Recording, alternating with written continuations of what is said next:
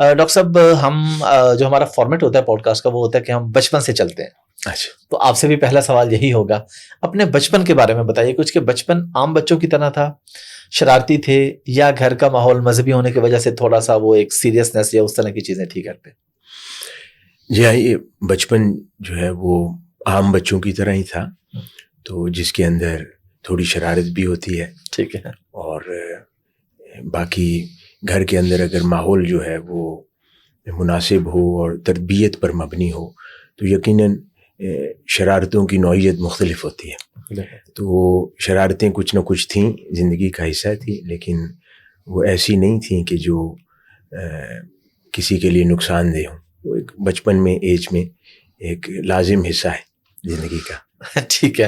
اور ڈاکٹر صاحب کا گھر کے اندر رویہ آپ بچوں کے ساتھ دوستانہ تھا, یا وہ ظاہر ہے ماشاء اللہ ان کا ایک بڑا نام, اللہ تعالیٰ نے بڑا مقام دیا, تو وہ ایک شخصیت میں روب گھر کے اندر بھی تھا یا گھر میں دوستوں کی طرح بھی تھا سلسلہ؟ جی ہاں, ان کی شخصیت کی شیخ الاسلام پروفیسر ڈاکٹر محمد طاہر القادری مدظ العلی, ان کی شخصیت کا جو ایک حسن ہے, اور میں اکثر احباب سے اس کے حوالے سے تذکرہ بھی کرتا ہوں کہ اللہ رب العزت نے اس کے اندر بہت جامعیت اور وسعت رکھی ہے. تو وہ گھر میں جہاں پر اولاد کے لیے ایک رول ماڈل کی حیثیت وہ رکھتے ہیں, وہاں پر بچوں کے ساتھ اتنے دوستانہ ماحول میں تربیت کی ذمہ داری بھی ادا فرماتے رہے ہیں. اور ہم ہمیشہ کمفرٹیبل ہوتے تھے, اپنی کسی بھی بات کو, کسی بھی تشویش کو, پریشانی کو سب سے پہلے اس کا ذکر شیخ الاسلام سے ہی بچپن میں ہمیشہ کرتے تھے. تو عموماً اس طرح کی قربت صرف والدہ کے ساتھ بچوں کی ہوتی ہے, تو ہمارے ہاں وہ دونوں دروازے ایکولی اوپن رہے ہیں الحمدللہ.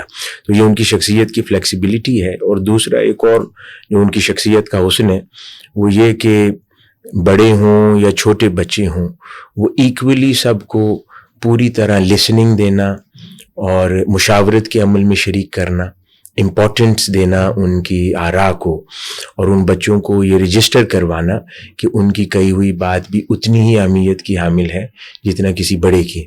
تو یہ وہ چند اہم پہلو ہیں ان کی شخصیت کے جو ان کو ڈفرینشیٹ کرتا ہے. اور تیسری چیز جو میں دیکھتا ہوں کہ انہوں نے براہ راست, میں سمجھتا ہوں کہ گھر کے اندر یہاں پاکستان میں, پاکستان سے باہر نسلیں تربیت کے حوالے سے تو ان سے وابستہ ہوئی ہیں, لیکن گھر کے اندر بھی انہوں نے براہ راست 2 نسلوں کی تربیت کی ہے. آج جس دور میں ہم رہتے ہیں تو عموماً ایک ڈسکنیکٹ سا فیل کیا جاتا ہے ایک ہی نسل کے بعد. بچے کہتے ہیں کہ والدین ہماری بات کو نہیں سمجھ پاتے, یا ہمارے سوچنے کا انداز مختلف ہے, اور والدین ہمارے پرانے دور کے ہیں, وہ ان ضروریات کو یا ان افکار کو بہتر انداز میں نہیں سمجھ پاتے.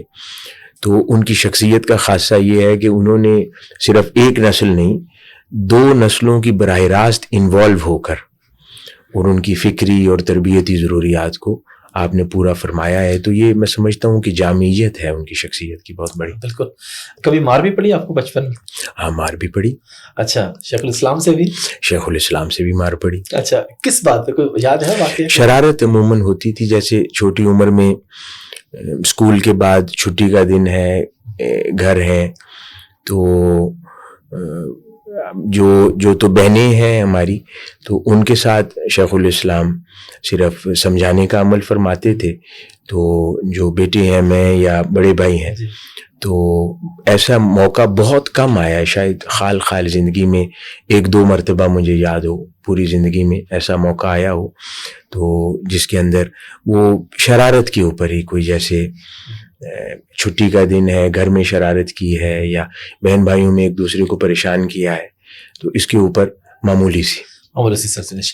اچھا, تھوڑا سا اپنی تعلیم کے بارے میں بتائیے گا. جب ہم آپ کی کتابیں دیکھتے ہیں ماشاءاللہ آپ ہر موضوع, میں اس میں ایک چیز اور ایڈ کر دوں, ان کا جو ایک تربیت کا طریقہ کار جو زیادہ رہا ہے, میں سمجھتا ہوں اس میں ایک لرننگ بھی ہے کہ آپ جیسے عموماً ہمارے ہاں غصے میں شاؤٹ کیا جاتا ہے معاشرے کے اندر, یا مار کا استعمال زیادہ کیا جاتا ہے بچوں کے لیے, تو ایسی چیز ان کی زندگی میں نہیں دیکھی کبھی.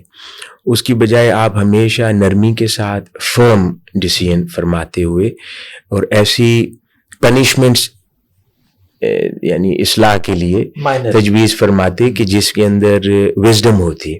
مثال کے طور پر میں ایک واقعہ سنا دیتا ہوں کہ ہم چھوٹے تھے, میں غالباً ہوں گا 7-8 سال کا ہوں گا, جو بڑے بھائی ہیں ڈاکٹر حسن صاحب تو مجھ سے 5 سال بڑے ہیں. تو ہم چھٹی کا دن ان دنوں میں جمعہ کے دن چھٹی ہوا کرتی تھی, تو گھر میں وہی دن ہوتا تھا کہ آپس میں کھیلتے تھے. تو ہم کرکٹ کھیل رہے تھے, تو گھر میں ایک کار گھر میں ہوتی تھی وہ کھڑی تھی, تو ہم نے اس کی جو لائٹس توڑ دی بال سے. تو آپ نے وہ دیکھا, تو عموماً والدین کا رویہ یہ ہے کہ وہ اس پہ سختی, غصہ یا شاؤٹ کرنا ایسا عمل کرتے ہیں.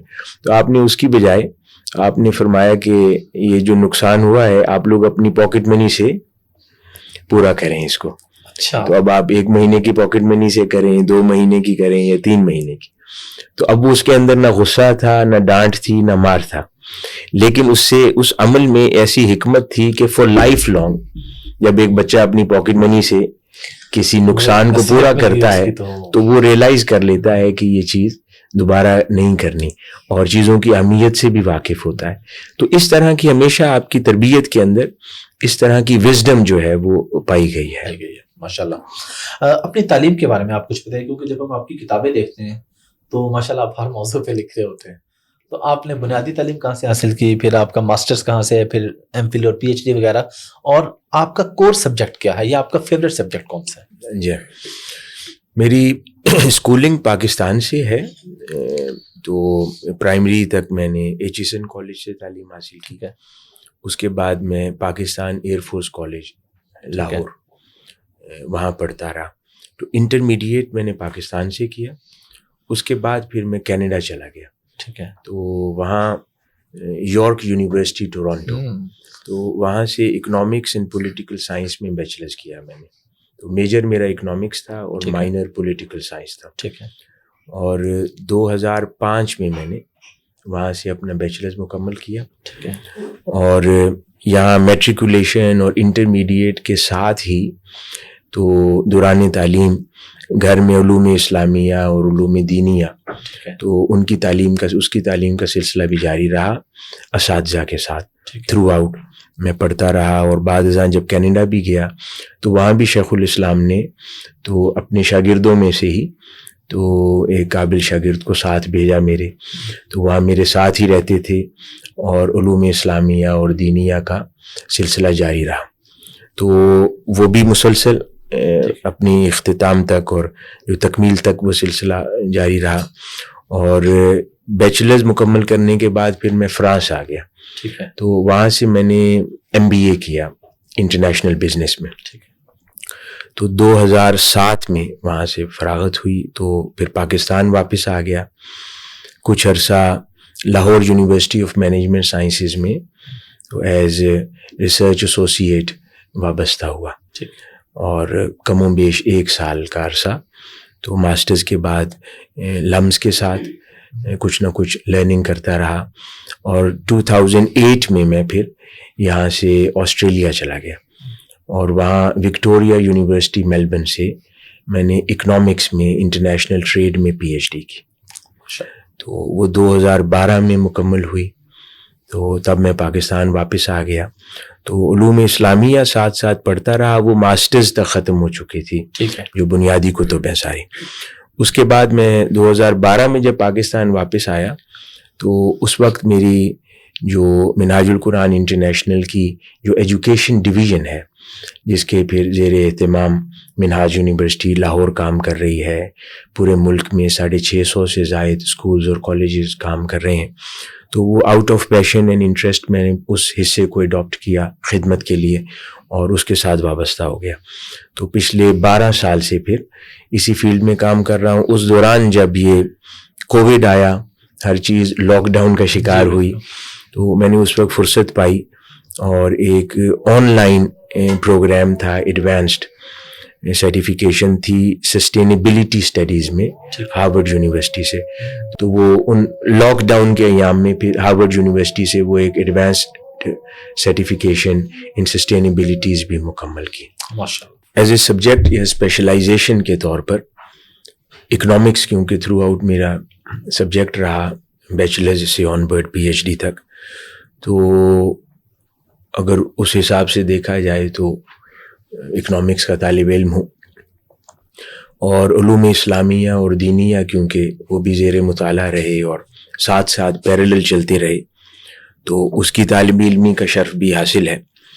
اور ان دونوں اسٹریمز کو جمع کیا میں نے بعد میں پی ایچ ڈی کے بعد, جب Islamic economics banking and finance کے شعبے میں کچھ کام کیا. تو کچھ بکس لکھی, ریسرچ پیپرز کیے, کچھ ماڈلز ڈیولپ کیے. تو ان دونوں اسٹریمز نے مجھے بینیفٹ کیا اس تیسری ایریا آف انٹرسٹ کو ڈیولپ کرنے میں. اور چوتھا ایریا آف انٹرسٹ میرا تھرو پریکٹس ڈیولپ ہوا, اور وہ ایجوکیشن ہے. کیونکہ 2012 کے بعد جب آ کر میں اسکولز جو ہیں منہاج القرآن انٹرنیشنل کے اور منہاج یونیورسٹی ہے, اس کی خدمت میں مصروف ہوا, تو through experience and through practice یہ تیسرا شعبہ بھی کچھ نہ کچھ اسپیشلائزیشن میں داخل ہو گیا. تو یہ 4 مین ایریاز ہیں. اس کے علاوہ جو مطالعے کا ذوق ہے جس میں اور رغبت رکھتا ہوں زیادہ, اس کے اندر تصوف ہے, فلسفہ ہے, انٹرنیشنل ریلیشنز ہیں. فلسفے تو آپ نے فلسفہ آگون بڑی کتاب بھی لکھ رکھی ہے. تو اس کے علاوہ انٹرنیشنل ریلیشنز ہیں, اور اسپیس سائنسز پہ اچھا شغف ہے, ذوق رکھتا ہوں, تو اس کو بھی پڑھتا رہتا ہوں. بنیادی طور پہ کوئی بھی اگر ریسرچر ہو اور کسی اچھے ادارے سے ٹرینڈ ہو ایز اے ریسرچر اور پی ایچ ڈی بھی کی ہو, تو اس کے لیے میرے خیال میں اگر نیت ہو, اخلاص ہو کسی بھی کام کو انجام دینے کا, تو کسی بھی شعبے میں اور کسی بھی فیلڈ میں کام کرنا مشکل نہیں رہتا.